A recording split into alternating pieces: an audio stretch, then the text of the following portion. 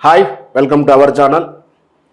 మనకు తెలుసు బుల్లితెరలో రేష్మి సుధీర్ వాళ్ళ కాంబినేషను అది ఎంత హిట్ పేరుగా ఉంటుందో, అలా మధ్యలో జరిగేటువంటి సున్నితమైనటువంటి ఆ ప్రేమ లవ్ ట్రాక్ సూపర్ హిట్గా ఉంటుంది.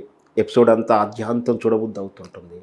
మరి వీళ్ళ మధ్యలో లవ్ ట్రాక్ నిజమా అబద్ధమా, అసలు ఏంటి బుల్లితెరలో సాగుతున్న ఈ ప్రేమాయణంలో అసలు ఇలా ట్రాక్ నడపడానికి ఏంటి కారణాలు, ఇవన్నీ కూడా మనతో ఉన్నటువంటి ఇమ్మడి రామారావు గారిని అడిగి పూర్తి వివరాలు తెలుసుకుందాం. నమస్కారం సార్. నమస్తే బాబు. సార్, ఇప్పుడు ఏదైనా ప్రోగ్రామ్ చేస్తే అది హిట్ అవ్వాలని కోరుకుంటారు.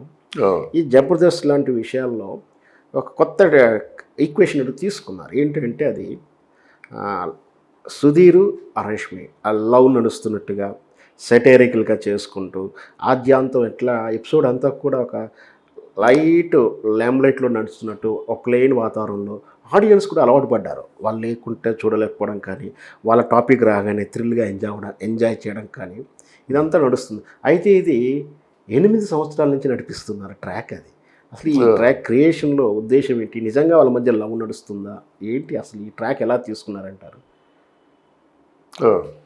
ఇక్కడ లవ్ అన్నది నటించారండి మొదట్లో.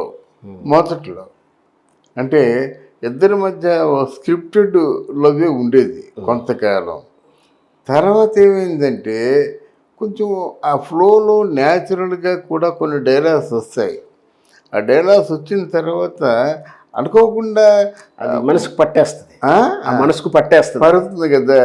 నువ్వు చచ్చిపోతే, నేను చచ్చిపోతే నువ్వు ఏడుస్తావు, ఏడవో కానీ నువ్వు ఏడిస్తే నేను చచ్చిపోతాను అంటాడు. అవి మంచి డైలాగ్స్ ఇవన్నీ.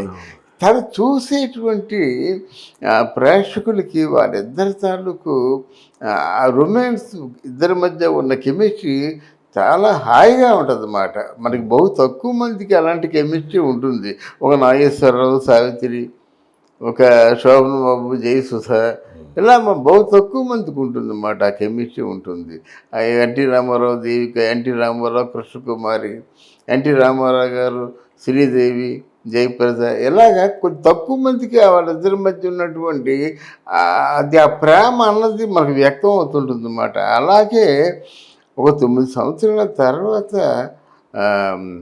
ఎవరు వీడు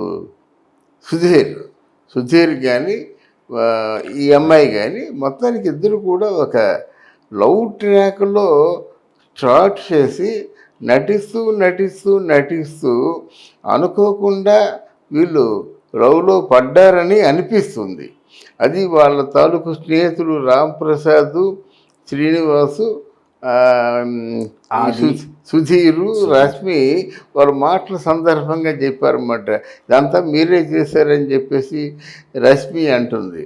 అంటే మేము చేయడం ఏంటి, మీరిద్దరు లవ్లో పడ్డారు, మమ్మల్ని చేయమంటావు, ఏదో నటించమని చెప్తే జీవించమని చెప్పామని వాళ్ళు అంటారు అన్నమాట. బట్ ఎనీవే మొత్తానికి ఏంటంటే సుధీర్ అంటే సాఫ్ట్ కార్నర్ రష్మికి ఉంది, రష్మి అంటే సాఫ్ట్ కార్నర్ సుధీర్కి ఉంది. కాదంటే మధ్యలో ఒక సినిమాలో ఒక మలుపులాగా, ట్విస్ట్ లాగా ఎప్పుడూ సుధీరు 10 సంవత్సరాల ముందు ఎవరినో ప్రేమించినట్టు ఆ ప్రేమ విఫలం అయ్యి ఆవిడకేమో ఆవిడ సుధీర్కి టాటా బై బై చెప్పి వెళ్ళిపోయినట్టు, అసలు జీవితంలో ఇంకెవరిని పెళ్లి చేసుకోను అన్నట్లు అదొక కథనం. వాస్తవానికి సుధీర్కి 6 నెలలు పెళ్ళైందని ఒక రూమర్ ఉంది. ఒక రూమర్ నడుస్తుంది. అవునవును. సుధీర్కి పెళ్ళైందని రూమర్ ఉంది, రేష్మి కూడా పెళ్ళైందని రూమర్ ఉంది. వాళ్ళు మాట్లాడకుంటే మన ఇద్దరు పెళ్లి చేసుకుందామంటే అది జన్మకు జరగదులే అంటది. అది తప్పించి ఏమైనా జరుగుతుంది, జన్మ ప్రయత్నం చేయి. ఇలాగా మొత్తానికి ఏంటంటే రకరకాలుగా ట్విస్టులు పెట్టారు. కానీ ఇప్పుడు ఎక్కడ నేను కాంప్రమైజ్ అవుతున్నానంటే వాళ్ళ ప్రేమతోని అంతకుముందు ఇమ్మీడియట్గా రియాక్ట్ అయ్యి ఇది కాదు అని చెప్పేది. అలా కాకుండా సిగ్గుపడిపోవడం, లేకపోతే దాన్నేమో వాళ్ళిద్దరి మధ్య ఉన్న ప్రేమను ఎంజాయ్ చేయడము, ఇవన్నీ చేస్తుంది అన్నమాట. సాధారణంగా ఏదైనా ఇంటర్వ్యూలు చెప్పినా అది స్క్రీన్లో అవ్వండి, మీరు అలా అనుకోవద్దని మొదట్లో చెప్పేది. లాస్ట్కు చివరిలో కొన్ని ఆలిగారి లాంటి షోలో కూడా వాళ్ళు ఇంటర్వ్యూ ఇస్తున్నప్పుడు కూడా అక్కడ కూడా ఆ ట్రాక్, ఆ థీమ్ నడుస్తూ ఉంటుంది. సెటైరికల్గా అండర్ కరెంట్ వాళ్ళది ట్రాక్ రకంగా పోతుంటే చూసే ప్రేక్షకులకి వీళ్ళ మధ్య నిజంగా ప్రేమ ఉందని అనుకుంటారు. అవును. తర్వాత మీకు అలీతో సరదాగానే ఒక ప్రోగ్రాం ఉంది. ఆ ప్రోగ్రాంలో ఆవిడ చెప్పిన మాటలు కొన్ని మనం గమనించాలి. ఏమిటండి ఈ మనిషి ఏమి చెప్పడేంటండి, తన మనసులో ఏముందో చెప్పాలి కదా, నేను పడలేకపోతున్నాను అంటదన్నమాట. ఏమి చెప్పడు, వినేసి ఊరుకుంటాడు. అది నాకు కోపనే చెప్తుందన్నమాట. నిజమే, సుశీర్ మనసులో మాట చెప్పడం మాట, అది కొంచెం ఆవిడకి ప్రాబ్లమే. అయితే సుధీర్ కంటే ముందు రేష్మి ఒకరిని ప్రేమించి పెళ్లి చేసుకుందాం అనుకుంటే ఆ క్యాండిడేట్ ఏం చేశాడు, హ్యాండ్ ఇచ్చేశాడు. యాంకర్గా చెయ్యొద్దు అని కండిషన్స్ అట్లాంటివి ఉంటాయి కదా, హ్యాండ్ ఇచ్చేసాడు అనమాట. ఆ తర్వాత చాలా బాధపడింది అనమాట. బాధపడితే తను ఆల్మోస్ట్ బయటికి చెప్పుకోలేక కక్కలేక మింగలేక ఉంటున్న టైంలో సుధీరు ఓదార్చాడని, సుధీరు ఆవిడ తాలూకు యోగక్షేమాలు చూసుకుంటాడని మాత్రం ఒక వార్త బయటకు వచ్చింది. ఏది ఏమైనా సుధీర్కి రేష్మికి మధ్య ఒక ప్రామాణ్యం ఉంది, నిజమైన ప్రామాణ్యం. అయితే ఇప్పుడు స్క్రీన్లో అంటే జబర్దస్త్లో స్కిట్స్ లేవు, వాళ్ళ కాంబినేషన్లో యాంకర్గా లేదు కాబట్టి వాళ్ళు విడిపోయారా ఏంటి, వాళ్ళకు లేదా కలిసి పెళ్లి చేసుకుని దూరంగా ఉంటున్నారా అని ఒక అనుమానం కూడా చాలా మందికి వచ్చింది. ఎలా అంటారు మీరు అది? అవునవును, ఎందుకంటే వాళ్ళ విడిపోవడం జరగదండి. వాళ్ళిద్దరికి బాగా కొన్ని లక్షలు కొన్ని కోట్లు తెచ్చిపెట్టిందండి. సుధీరును రేష్మి ఇద్దరు కలిసి 2 ముద్దులు పెట్టుకునే సన్నివేశాలు ఉంటే మిలియన్స్ ఆఫ్ వ్యూస్ వచ్చేస్తున్నాయి. అది కూడా శృతి మించని సన్నివేశాలే ఉన్నాయి. శృతి మించకుండా చాలా లవ్లీగా ఇద్దరి మధ్య ఎంత హృదయంగా ఉంటుందంటే ఆ రసికత, నిజంగా శృంగారం ఉంటే అదే అనిపిస్తుంది అన్నమాట.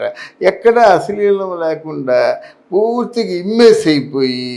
ఆ ఉప్పిరిలో ఒక సాంగ్ ఉంది, వీళ్ళు చేశారు. ఉప్పిరిలో ఒరిజినల్ సాంగ్ కంటే వీళ్ళు బాగా చేశారు. అవునండి. అందువల్ల ఏ విధంగా చూసినప్పుడు కూడా వాళ్ళ మధ్య ఓ మంచి స్నేహం ఉంది. ఆ స్నేహం అంటే 10 కాలాల పాటు కొనసాగాలని మనం కోరుకుందాం. నిజంగా కదండి, జబర్దస్త్ లాంటి షోలో బాగా అశ్లీల పదాలు, అశ్లీల సన్నివేశాలు కొంచెం ఉన్నా వీళ్ళ లవ్ ట్రాక్ ఎపిసోడ్కి వస్తారికి చాలా హెల్దీగాను, చాలా హుందాగాను, చాలా పొలైట్ గానే ఉంటుంది. ఎక్కడ చూపించలేదు, హాయిగా ఉంటుందండి. వాళ్ళ తాలూకు మనం కామెంట్స్ చూస్తే కట్టుబడి ఉండబట్టి అది అంతగా హిట్ అయింది అనుకోవచ్చు. చాలా బాగుంటుంది. కరెక్ట్. Thank you sir. నమస్తే బాబు.